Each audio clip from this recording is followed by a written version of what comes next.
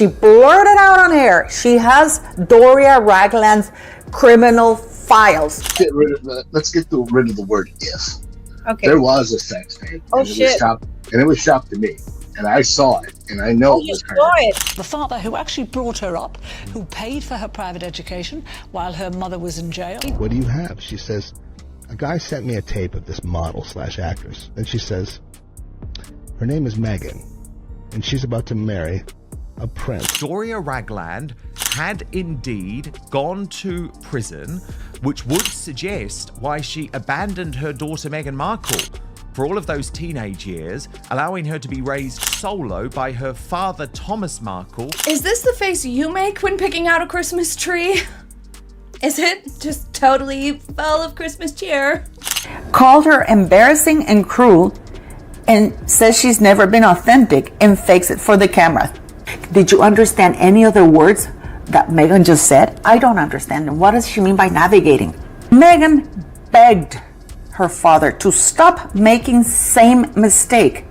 She's not the hypocrite.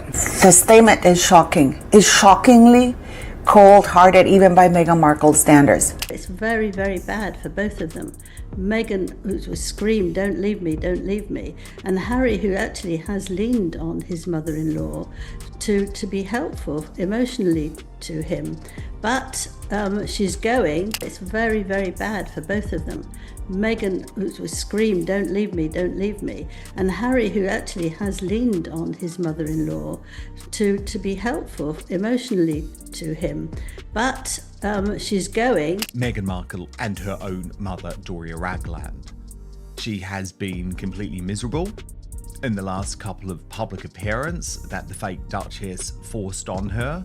Doria, are we ever going to find out the truth, Tash, about what she got up to? Of course, both Lady Colin Campbell and Samantha Markle on special episodes here on Outspoken have revealed a lot about what was going on during those years, which did seem to include at least the proximity to drugs. What do you make of this new on-air claim? That Meghan Markle was as kind as you are, beautiful people. I reported that Meghan Markle had not reached out to her father, sending an email to a old email address that she did reach out to him. You know what it is like? It's like you phone somebody at home when you know they're not there. So you can say, hey, I called you, but you were not there. For most of Meghan Markle's childhood, the story people think they know isn't the one that actually happened. Everyone's heard the fairy tale version. The glamorous mom, the hardworking dad, the little girl who had it all. But behind those headlines, it was a very different picture. Meghan wasn't raised by her mother, she was raised by her father, Thomas Markle. He's the one who paid for the private schools, who worked extra shifts so she could go to theater camps, who stood by every school gate waiting for his daughter to come out smiling. He stayed, he showed up, he did the parenting, and that's not a small thing. While other kids were being dropped off by moms with coffee cups in hand, Meghan's dad was the one making sure she had every opportunity most children could only dream about. He gave her that world. But there was something else, something people never quite talked about out loud. Her mother was gone, not visiting, not calling in now and then, just gone, for years. No one could ever give a clear timeline, no clear reason. Just an unexplained gap, and that silence became part of the mystery. As the father, the man who raised her solo when her mum ditched her during her teenage years. Her compassion for the father who actually brought her up, who paid for her private education. Meghan Markle always reaches out to set him up, and she didn't know about it. It has always been my firm belief that Meghan Markle set her own father up because she didn't want him to come to the wedding.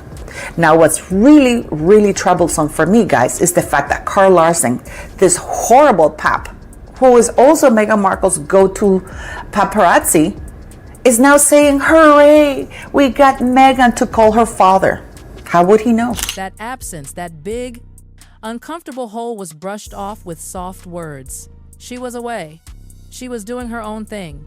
But when you start lining up those years, school, birthdays, teenage milestones, you realize how long that away actually lasted. It wasn't a month. It wasn't a phase. It was a chapter. And this isn't about judging anybody, it's about asking the question everyone keeps circling back to. How does a mother disappear from her daughter's life for so long and then suddenly reappear when the cameras turn on?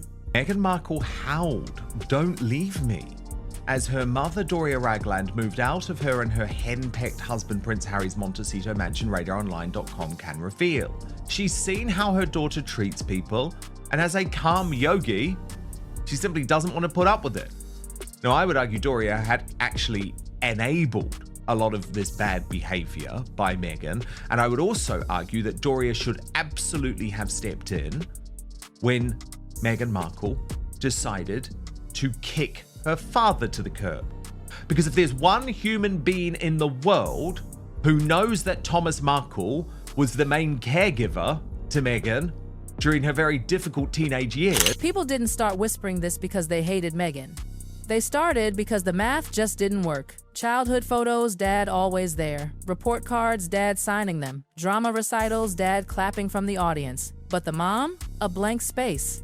And once you notice that gap, you can't unsee it. Because everything the world later saw, the interviews, the documentaries, the royal wedding, all of it sat on top of those missing years no one ever accounted for. And then everything changed. Not on social media, not in some gossip column, but live on television, on GB News. During a heated panel discussion, someone suddenly said what no one had ever dared to say out loud. And didn't treat her father the way that she is now treating her.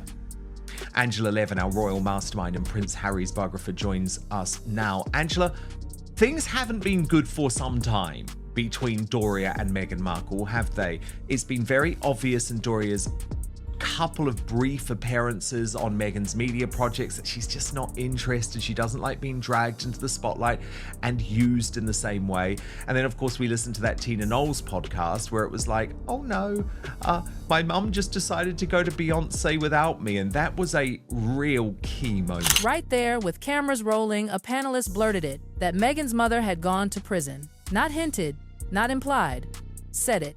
The reaction in that studio? Instant chaos. People froze. One host tried to switch the topic. Another nervously laughed it off. But here's the thing. When something is totally false on live TV, you see immediate shutdowns. Producers cut the feed. Hosts issue clarifications. Lawyers step in. That didn't happen. Instead, there was this wave of confusion, a scramble to move on without really denying anything. Awkward laughter, fumbling transitions, the kind of panic that tells you the conversation hit a nerve. Right now, an on-air crisis at GB News after one of its main contributors revealed live on air, or at least claimed. No one corrected it. No, that's not true. Just move on quickly. And that single moment mattered more than any rumor online. Because once something jumps from whispers to mainstream TV, the rules change. You can't unring that bell. Even if it's wrong, even if it's messy, people will always ask the same question. If it's nonsense, why didn't anyone stop it right there? That single on-air slip did more damage than 1,000 online rumors because it wasn't scripted, it wasn't planted, it just escaped. And everyone's reaction made it clear it wasn't supposed to. From that second on, Meghan's silence became the loudest thing in the room. We all know Meghan Markle doesn't stay quiet when something offends her. She's taken newspapers to court.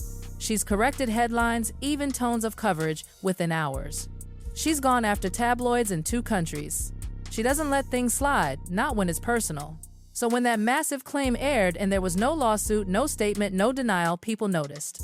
The silence felt strategic.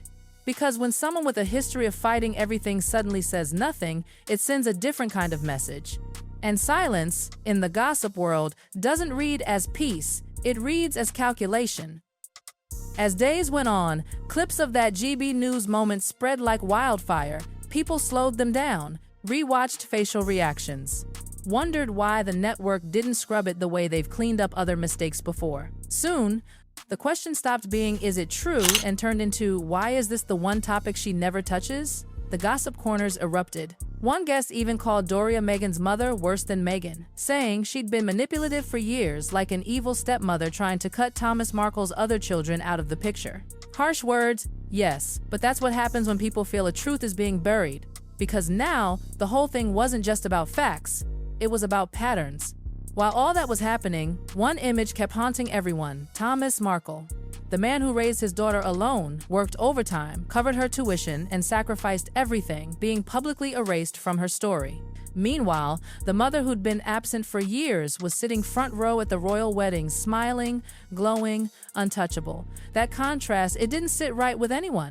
It wasn't gossip anymore. It was logic. One parent stayed when no one was watching. The other returned when the spotlight appeared, and somehow, only one got erased. And that, for millions watching, started to feel deliberate. Rumors don't last this long unless something keeps them alive. Over the years, explanations about that missing mother gap kept shifting. Personal growth, new beginnings, different paths, but never a clean adult timeline. Never a solid explanation that fit the years together. That's why these stories never die, because the middle is missing. Then came Netflix, supposed to be Meghan's safe zone. Big budget, full control, friendly edits. A documentary space where nothing awkward made the final cut. But when With Love, Meghan dropped, people noticed something strange. No massive promo push, no victory lap. The show came and went. Quietly, streaming numbers whispered what no one wanted to say. The magic was fading. And the strangest part? Netflix didn't protect her this time. They left in pauses. Left in awkward silences. Left moments that made viewers uncomfortable. That never happens by accident. When studios stop cutting around you, it's because they're protecting themselves. Suddenly, people weren't watching the show for recipes or lifestyle tips anymore. They were watching her reactions. How she looked when someone else got praised. The flicker of irritation. The delayed smiles. The forced cheerfulness that faded too fast. When viewers start watching body language instead of content, it's over. Then came the Naomi Osaka scene, the one everyone rewound. Same table, same setup, but the vibe, ice cold. Naomi looked polite but distant, like she couldn't wait to leave. Meghan kept glancing for validation, waiting for warmth, and it never came. Netflix didn't edit it out, they left it in raw. And that's when everyone started whispering again. Something's off. Because Netflix doesn't humiliate its stars unless the tide has already turned. Netflix didn't accuse her of anything, they didn't even add commentary, they just let the camera roll. And when an audience feels like they're finally seeing the real Meghan, not the edited PR-controlled version, they lean in even harder. Because this time, it didn't feel rehearsed. It felt revealing. That's when an old podcast clip started resurfacing, and it changed the whole mood again. A man, a Hollywood fixer, claimed he'd once been offered to tape something private, scandalous, supposedly involving Meghan, filmed long before the royal days. He said the words that made everyone's jaw drop. She's about to marry a prince. It wasn't just gossip now, it was history repeating itself. The timing was too perfect, the silence too familiar. No footage ever appeared, no proof, no lawsuit, no angry rebuttal, just the same quiet, careful avoidance. And that silence fed the beast. Because everyone in Hollywood knows when something's false, it's killed fast. Lawyers call. Statements appear. The story dies. But this one didn't. It lingered. And then, as if on cue, the press rewound to Thomas Markle again, the man who raised her, who now sat quietly in Mexico, older, sicker, and still waiting for a phone call that would never come. People started asking, how can a daughter who preaches compassion, forgiveness, and empathy ghost her own father completely? No call when he had a stroke, no visit when he landed in the hospital, nothing. The more you look, the less it adds up. Because Thomas wasn't some absent, destructive parent. He was there, paying, showing up, doing the work. His only crime was staging a few embarrassing paparazzi photos. That's it. Meanwhile, the parent who wasn't there for years, the one who missed the graduations, the childhood, the milestones, got the front row seat at the royal wedding. Cameras flashing, smiles glowing. And that's when even the mildest observers started feeling uneasy. It's not gossip, it's math. One parent stayed through the dark, the other reappeared when the lights came on. And that contrast has become the core of why this story won't fade. It doesn't matter how many interviews Meghan gives, how many brand deals come or go, people remember that imbalance. Because you can't preach loyalty and empathy while your father sits alone, uninvited, erased. Then came the next storm, the Netflix holiday special, the so-called With Love, Meghan. It was supposed to be soft, charming, domestic, cozy sweaters, hot chocolate, Christmas lights. But what audiences saw instead was stiffness, forced laughter, empty energy. Even her dog seemed more relaxed than she did. Commentators roasted it online, calling it a PR exercise gone wrong. One panelist even joked, "She looks like she's in the loony bin with craft scissors." Cruel, yes, but it went viral. Because for the first time, the public wasn't charmed. They were cringing, and Netflix again didn't protect her. They didn't trim out the awkward smiles or the tense silences. They left them. The edit said everything. You're on your own now. Then the Naomi Osaka scene spread again, dissected by millions. Naomi's polite, distant eyes. Meghan's forced giggles. That air-thick awkwardness where friendship was supposed to be.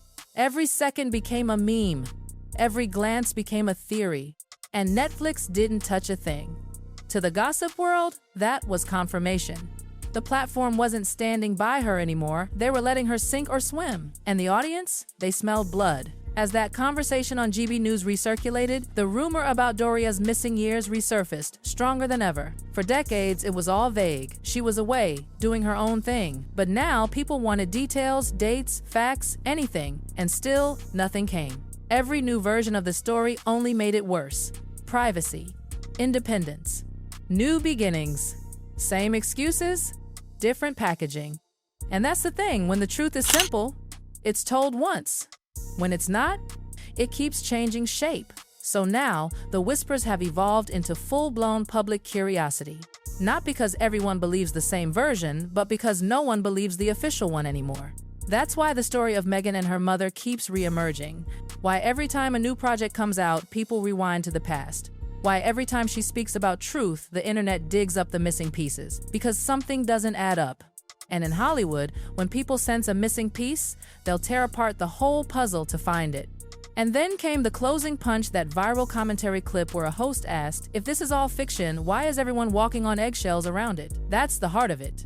It's not about who's right or wrong, it's about why this particular topic gets treated like a bomb. As the episode wrapped, another panelist asked whether Meghan's mom, Doria, had any moderating influence on her daughter's behavior. The response was chilling. No, she's just like her, maybe worse. And that moment sealed it. Because for years, Doria was framed as the calm, grounding influence, the quiet, spiritual mother. But to many viewers, that veil has slipped. Now, every time Meghan appears on screen, people aren't just watching her, they're watching what's missing, the silence, the inconsistencies, the unspoken parts. And that's why, after all this time, the story refuses to die. It's not proof that keeps it alive. It's the feeling that something's still hidden behind the smile.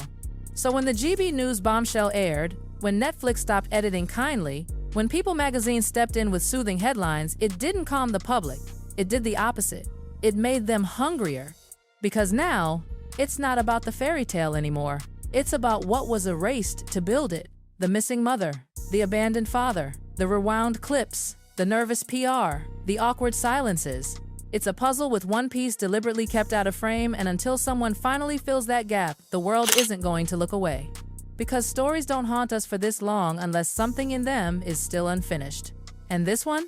It's far from over.